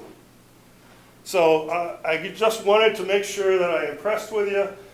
For the 3 new committee members here, I'd be happy to send you copies of the letters that we had put together. And I see your email addresses are on the website, so I'll go ahead and send them to you. Read them when you want. If you have any questions, feel free to call me whenever you want. I'm always open to having any kind of conversation about any of this. You want to hire a consultant and you want me to sit in and sharpshoot it? You want me to sit in and listen? You want me to sit in and agree or disagree? I'll agree with what I know and what I agree with. And I'll tell you I don't know that if I don't know that. And I'll tell you if they're lying to you, that they're lying to you. So I'm offering my time to help. I'm offering my money to help. I would say if you really want the money, I've already been rejected and quite frankly kind of humiliated a few times about that. Being called on the carpet about, what's your ulterior motive? Oh, you better, anyways, I'm not going to get into any of that. I just want you to open your eyes to the issues that exist. And if you have questions about them, bring them up. And I got nothing but honesty here for you. I have no reason to, other than the fact that this is just morally wrong. What they want to do is morally wrong. I threw a picture of the dam when they built it, just to get a perspective. There's a gentleman standing right here. This is the formwork when they built the new dam. So there's a guy standing right here. It's 13 feet by 13 feet tall. And the reason that there is the reverse hydraulic roller is because that dam, although it's angled, it basically drops vertically straight down. And that's why we got the death trap that we have right now. And it's very unfortunate that the people in charge at the time they built this didn't put the step spillway in because it was now, they all knew about it. This it wasn't dreamed up after the fact. I suspect when you look at the cost of putting that new dam in, if you were to do that in today's dollars, you're in the hundreds of millions of dollars kind of time frame. It's 441 feet long, 13 foot by 13 foot. The construction is very simple. You block off half the river, drain it, put the formwork in, pour the concrete. But the volume of concrete to fill that 13 by 13 plug, pretty expensive. So I suspect that when they looked at the price of putting steps on top of it, they said, we're going to put signs up, we're going to put buoys up. That's kind of the standard of practice in the U.S. for these types of gravity dams, and that's good enough. And the cities are smart enough, and the people that are around the river are smart enough to know that you can drown in a river. Whether you have a dam there or not, you can drown in the river. It's very unfortunate, but people do drown in the river above and beyond just falling into this dam. When you look at the liability aspect of it, and if you look at the maintenance aspect, the Corps was touting, oh, maintenance and liability, here's a big number. I think they said like 13 to 137,000. So I wrote a FOIA to them and said, can you please provide the technical basis? Because I'm looking at this 13-foot plug and I see zero maintenance. And I see zero maintenance out 100 years from now. So explain to me where you get $137,000 a year for maintenance of the thing. And explain to me your liability issues. Because there's no doubt that the liability associated with the boil is big. But as far as anything else goes, it's part of the river. And their response back was, we don't have it. So they wrote you a letter with a number. I issued a FOIA to them, said, give me the basis for your number. And what I got out after phone calls, separate from the FOIA, was it was just a judgment. But we don't, what we got from the FOIA was we have no receipts. We've got no basis for those values. And it was a generic number that they plugged into their estimate, just like the estimate itself. The estimate itself was from 1977. They did another report for the Fox River, and they had an engineering company do some quick judgment, plug in numbers for repairs and replacements of the dams. And that's what they use as a basis. And even in the letter, you'll see, they say, these costs that we're giving you are based on 1977 values and don't reflect actual engineering and construction costs. So what's the real number? The real number is a lot different than what was in that letter. And the risk with how they skinny down the scope, I'm not dealing with any shoreline issues. I'm not dealing with any permitting issues. I'm not dealing with any easements and access issues. And what are you going to do? Buy property, or are you going to rent property? And who's paying for the rental to bring the equipment in to do the work? They're not covering any of that. So be a little careful when you hear everything's free, because it's not free. And be a little careful about the risk associated with all the infrastructure issues. You've got stormwater pipe that come in on either sides of the shoreline that stop at the pond. As soon as the pond shrinks to a narrow river like this, you're going to have to extend the shoreline. You're going to have to extend the stormwater pipe to that. If you don't, you're going to flood out. And if you think it's going to look bad with just the silt, just imagine what it's going to look back when the stormwater pipes are just hanging out in space. Let alone the stuff that feeds over to your water treatment plant. You're treating water from both sides of the river. And I know that there's a plan to do some modification and repair and upgrades to the existing pipeline that runs across the river right now. And but how that is implemented and the timing of that, and making sure you truly are convinced that you're putting it deep enough and you're embedding it in the bedrock here, because this whole idea about what's the width and the depth of the river is a complete crapshoot right now. When you have somebody who doesn't do any hydraulic analysis and then says it's 20 to 50% narrower and it's 20% more shallow, but they're not even looking at the actual gradient of the river when they make those judgments, they're not doing detailed, rigorous, thorough engineering. And so pay attention to the fact that you're being, I've said too much critical already about what you got in front of you, but I got to at least be honest and open your eyes to it. There's a lot more at stake here than what's been presented to you. And I'm not going to drive everybody else crazy with more questions and comments. And I'm glad to answer any questions if anybody has any, or if anybody wants to talk separately, or if the other new aldermen or older people want to talk, I'd be glad to meet with you like we did with everybody else. Like I said, I'll send you the letters that we sent. Realize that those evolved over time, and there may be a little bit of my frustration in there. So please excuse that or accept it for what it is. But like I said, I did not go into technical detail in any of it, because technical detail bores people to death. I know that. So But doesn't mean that there's not a lot of technical thought behind it, and it doesn't mean I can't sit all day long with you and do calcs to show you what their actual hydraulic profiles are gonna look like. I'd be glad to do that. So, any thoughts, comments, questions? This would not be the appropriate time for questions, Mr. Bertho. Okay, I would appreciate be- that. I really appreciate. Of course. You all giving me the time to talk. Thank you, sir. And being open with me to let me ramble on, because I know I ramble on sometimes. So I appreciate that. Thank you very much. Thank you. Is there anyone else who wishes to address the council on any issue? Yes, welcome.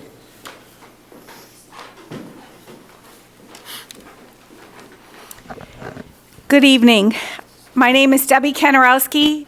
The last name is spelled Kanarowski.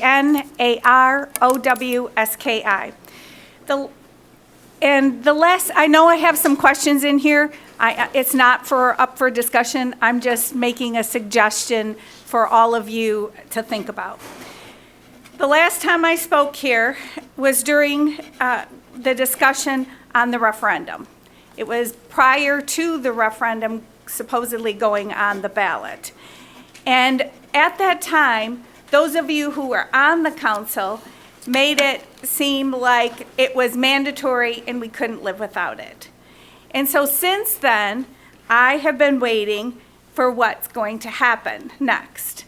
And so, and at that time, I also spoke about the fact that it seemed as though it all came about in about September, October, that this was all taking place. Now, I understood from that meeting that there were 3 years that had been worked on. However, for the citizens of Geneva, we didn't hear that much about it at all. The first time I heard about it was during that survey that went out, and I was like, what is going on? And I am pretty aware, and I do pay attention to what's going on. So my question is, why hasn't, it seems puzzling that we had to have it back then, and now it's kind of seems like it's a dead issue. My guess is that, yes, you are going to go forward, but I just feel like, again, we need more transparency and understanding where we can find that information on what's going on and what the plan is going forward. Because obviously it appeared as though the money that was going to be put on for the referendum was too much based for what the citizens would be willing to pay. So that being said, the next part was mill race in. So when the referendum was going to go around, I started talking to neighbors because I thought I was one of the few people here during that discussion. So I started saying, there's going to be a referendum on the ballot. And one of the things that came up in the discussion was mill race in. And so many people are so dissatisfied that this just keeps going on and on and on and on. And I understand about the historical, but there's time to come that as a whole, a committee of the whole, it's time to take it and let's end this. So we need answers on that, and not just that each month it goes to attorneys. It's time to make a decision on, to me, it's wasteful spending. And the money that's being spent on attorneys needs to come back and could be utilized for some of the other things that need to be addressed. So that being said, I would hope for more transparency, as I had mentioned last time I spoke, and to explain to the Geneva residents what's going on. And on a side note, something extra, I want to thank Steve for his excellent, I was really glad I came tonight because I learned a lot about the dam and what was going on. I don't have a house on the river, but it's very interesting to hear, and I appreciate the time. And you know, that's what Geneva is about. It's the citizens that care about our community. And so I think all of us deserve those answers because we do care. I've lived here 34 years and we care about our community, and we definitely want to have it to be the place where other people want to come to live here too. So thank you. Thank you. Anyone else about anything? Michael? Just wanted to thank you all for those that attended the meeting that we had last Tuesday. We had a breakfast. It was the State of Kane County. It was hosted by the three chambers of commerce, Geneva, St. Charles, Batavia. It was well attended and was full of lots of good information, so definitely want to thank those that made it out for the meeting. On some upcoming events with the chamber, on Thursday, the 16th of October, we have Casino with a Cause coming on. This is an event being put on with the chamber and our Geneva Women in Business and the Geneva Alliance of Businessmen's Group. This is going to be benefiting the Anderson Humane Animal Shelter.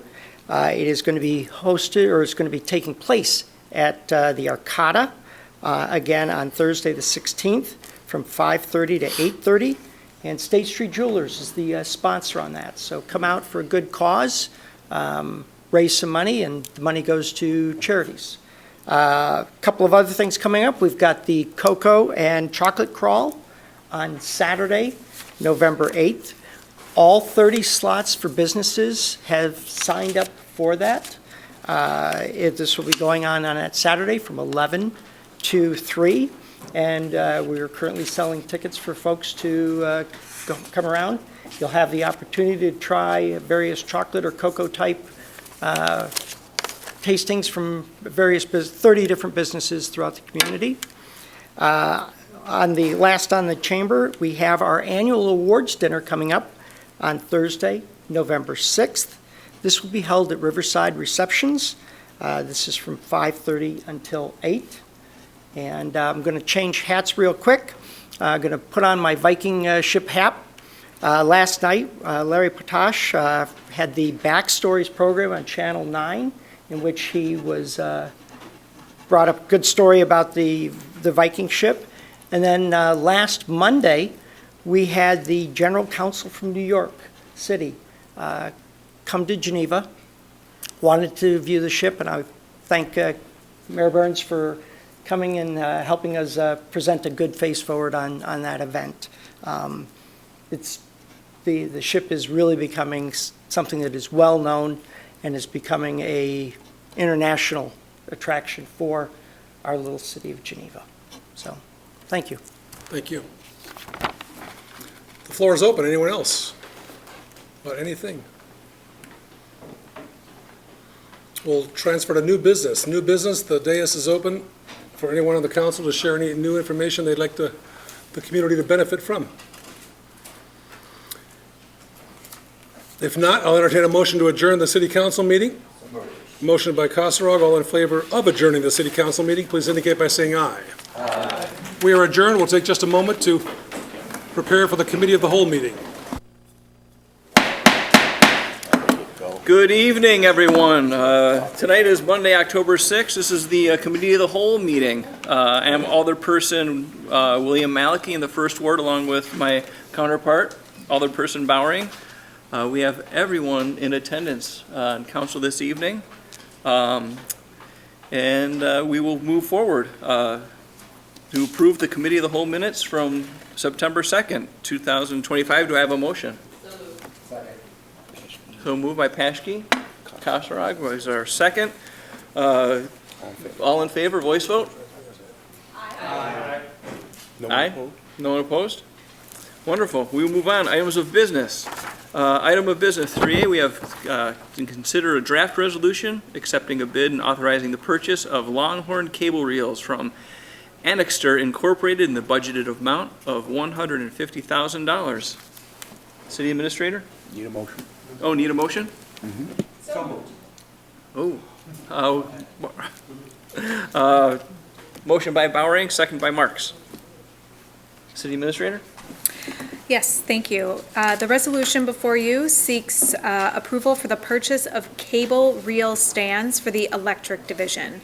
This was a budgeted item that will allow for better storage of equipment for the electric division, and information on the bid process is available in the executive item summary, and Superintendent Holton is also here if there are questions.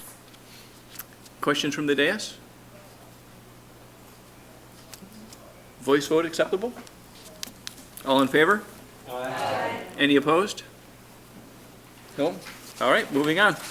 Motion passes.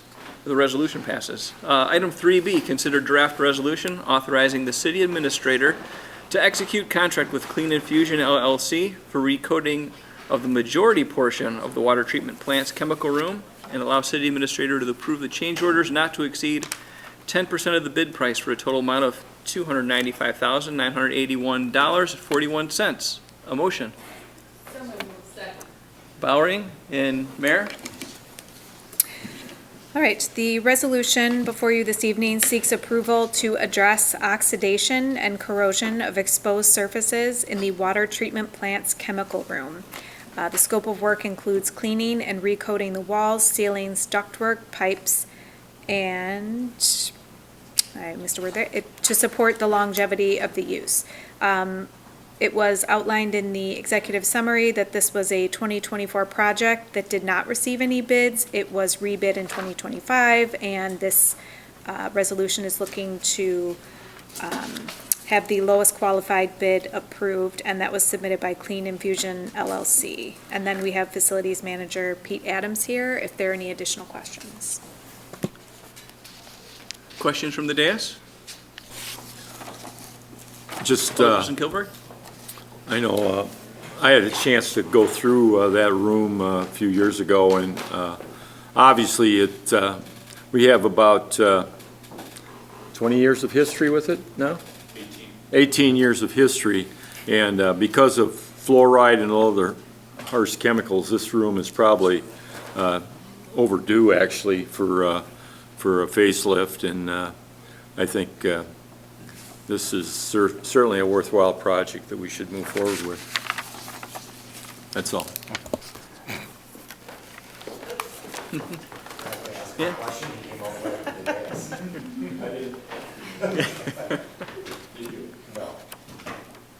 Anyone else? Alderperson Bowering? My apologies if I missed this in the packet, but what color? There's a whole bunch of different colors. Awesome, like rainbows? Not, No, okay. kind of, Okay, yeah, sorry. actually. It's a lot of primary colors and things Okay. because it's for I mean, the walls are all kind of like a cream beige for like the walls and ceiling and everything, but everything else is all like primary colors, blues, reds, pinks, oranges, stuff like that to identify the transmission of particular things going through them. Cool. Thank you. All right, we have a motion and a second. Anyone else? All right, voice vote? All in favor? Aye. Any opposed? All right, resolution passes. Moving on, items 3C, consider draft resolution authorizing the execution of an intergovernmental agreement between the City of Geneva and Kane County regarding access and improvements to Fabian Parkway at Couch Road, pending legal review. So moved. Paschke and Kasserag, City Administrator? Yes, the proposed IGA before you this evening would be between the City of Geneva and Kane County, and this would be regarding the design of the extension of Couts Road to Fabian Parkway. Fabian Parkway is under the jurisdiction of Kane County, therefore the IGA will define future maintenance obligations and facilitate construction. And execution of this agreement, as noted, is pending final legal review, and we do have Director Babica here if there are questions. Do you have any questions from the dais? Alderperson Reinecke? Yeah, does this just include the development of the intersection or the whole road that they had planned along through that parcel? Director Babica?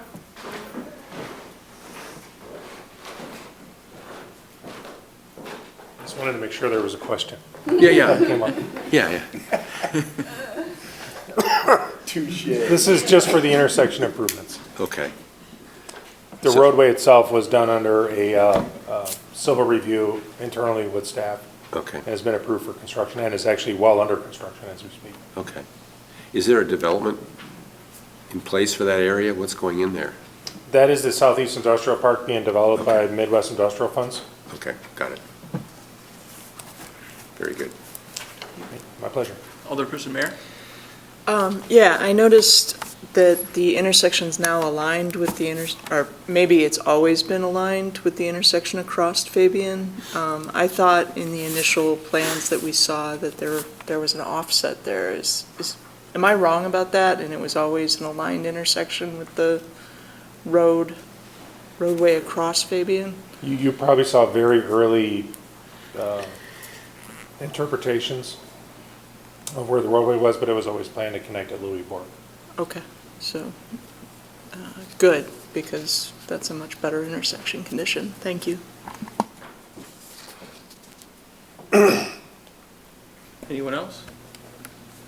I just had something, over here. Alderperson Just- Kilburg? In our discussion with Kane County, is there a possibility that this could become a lighted intersection because of potential truck traffic coming out of our industrial park? There are provisions within the IGA for a future signalization of that intersection, as well as the cost differentials, and that's one of the issues we're still negotiating with Kane County. If that's the case, then wouldn't Batavia have a participation in this then at that time? Again, that's one of the matters that we're actively negotiating, trying to finalize with King County. Okay. Thank you. That was my question too, as far as the south side of that intersection, so. Anyone else from the dais? We have a motion and a second. Voice vote, all in favor? Aye. Aye. Any opposed? No. Resolution passes. Thank you. Thank you. Item of business 3D. Consider draft resolution authorizing the execution of an intergovernmental agreement between the City of Geneva and the City of St. Charles for construction and jurisdiction of Division Street east of Kirk Road. Again, pending legal review. Have a motion. Second. Alderperson Bowering and Alderperson Kostrog. City Administrator?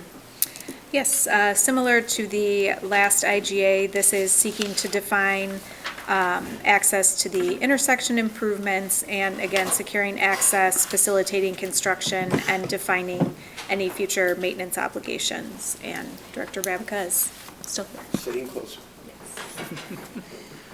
Alderperson Bowering? I have a super quick question. It's going to seem sort of trivial, I guess, but I'm curious how often we get billed by King County for our, because I was reminded, I think this came up in some of our electric discussions, that they own the signals, but we pay to electrify them, so we pay the power for them. I was just curious, like, how often do we do that? Do they bill us monthly, or? We're billed on a quarterly basis by Quarterly both basis. KDOT and IDOT for our signals. Thank you. My pleasure. Anyone else? Oh, Alderperson Kilburg, then Alderperson Mayor? Go ahead. I was just curious, I can't remember how we left it. Are we paying for the extension of Division? Or is that part of the development? Yeah, we're paying. That is part of the development costs associated for the Bullock campus. Okay, thank you. Alderperson Kilburg? I know that it's been a topic of discussion as it relates to Division, and with this, there is no intent to extend Division through to Couts, right? For the Bullock campus? I understand that, but I mean, if we're extending Division east, it could be misconstrued that this is going through to Couts now or at some point in time in the future. That is correct. The current project ends at the eastern boundary of the Bullock campus. 1,250 feet, right? It's about 3 football fields. Division would be extended and then dead end on the Bullock project. Correct. Right? I guess my question would be also, as I looked at the map as it relates to it, is it possible that this could be tied into the Hillwood site, the warehouse? No. Okay, there's no intent that... Well, finish your thought. I didn't want to interrupt you. I apologize. No, that was my question. When the Hillwood development annexed into the city, they dedicated right-of-way from their western property line to roughly where the Tripp family farm is for future right-of-way as needed. And then of the 1,250 feet, 460 of it would remain under St. Charles jurisdiction, right? No, sir. That's actually the IGA you have in front of you right now is between the City of Geneva and the City of St. Charles that permanently transfers Okay. that the So in other roadway words, and the right-of-way to that the City of clarified Geneva. there was 460 feet that would have previously been under the jurisdiction of St. Charles, but now would fall under Geneva's. And it's still theirs, but the thing is, we have the responsibility for the maintenance of that roadway, right? That is All completely complete. accurate. Yeah.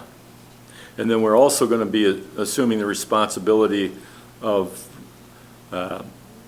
recreating in St. Charles the existing walking path and cycling path that runs east and west off of Kirk to the park. That is actually incorrect. The developer will be reinstalling the new bike trail, and then that remains within a dedicated easement to the St. Charles Park District. So the St. Charles will be assuming that then? The St. Charles Park District. Park District, okay. Are they in the intergovernmental agreement then? No, sir, because in the plat that was approved and adopted by the city of St. Charles, that easement is already reflected there, and it's outside of our roadway improvements. Okay. That's all I had. Thanks. Thank you. Anyone else from the dais? We have a motion and a second. A voice vote, all in favor? Aye. Any opposed? Resolution passes. Thank you. Moving on, item of business 3E, consider draft resolution authorizing the execution of an intergovernmental agreement between the City of Geneva and Kane County regarding access and improvements to Kirk Road and Division Street pending legal review. Do we have a motion? Passion and Paschke. And a second by Mayor. City Administrator? Yes, thank you. Before you, for your consideration, you have another resolution requesting an IGA between the City of Geneva and Kane County. This is specific to the design of the extension of Division Street east of Kirk Road. It includes a portion of the roadway within the City of St. Charles, and this IGA will facilitate construction and define future maintenance obligations. And this is also pending final legal review, and Director Gavica is here. Do you have any questions from the dais? Alderperson Gilbert? I had one. As we look at the reconfiguration of Kirk Road, obviously, if it's not in this piece, it'll be coming up here shortly. They're facilitating a turn lane in the northbound lane into Division East, right? Yes, sir. And that's like 1,900 feet, something like that. I believe so. Okay. The other thing is that as we look at Geneva Drive, currently if you're driving north on Kirk Road, coming from the south, you can take a left turn. There's a left turn lane there into Geneva Drive. Now, as I've read this, I got the impression that that's going to be done away with. In other words, to prevent people southbound on Kirk Road turning left into the extension of Geneva Drive east of Kirk, they want to prevent vehicles from going across traffic across the northbound lane of Kirk. Is that my understanding, or is that your understanding, that in other words, that ability for a northbound vehicle to turn left or turn west onto Geneva Drive, that will eventually be eliminated? That is incorrect. The northbound Kirk to westbound Geneva Drive movement will be. That was a question I asked someone that had read through this, and that was the impression that they were leaving with. And again, I wanted clarity on it. And you're saying that there will be no impact on the turn lane, the northbound turn lane into Geneva Drive off of Kirk? That is correct. It is actually not part of this intersection improvement for Division Street. Okay. And then will it be possible for a southbound vehicle to turn left or east off of Kirk into the Geneva Drive, the extension of Geneva Drive? Again, respectfully, Alderperson Kilberg, you're asking questions and design questions that are being reviewed by Kane County and will be ultimately permitted by Kane County? No, I'm just But it's just not privy to this intersection improvement. Okay. Okay, that's all. Thank you. Further questions from the dais? No? Seeing none? And we can move on. We have a motion. Yep, we have a motion and a second. Voice vote is a second acceptable. All in favor? Aye. Any opposed? No? All right, resolution passes.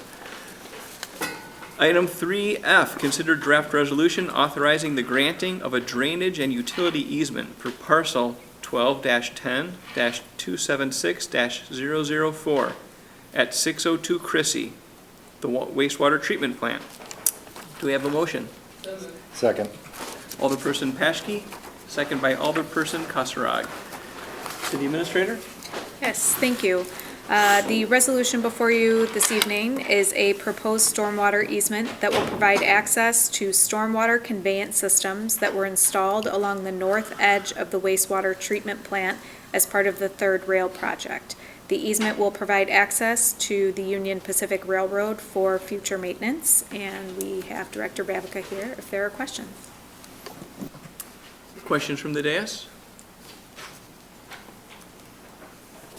Seeing none, we have a motion and a second. Voice vote is sufficient. All in favor?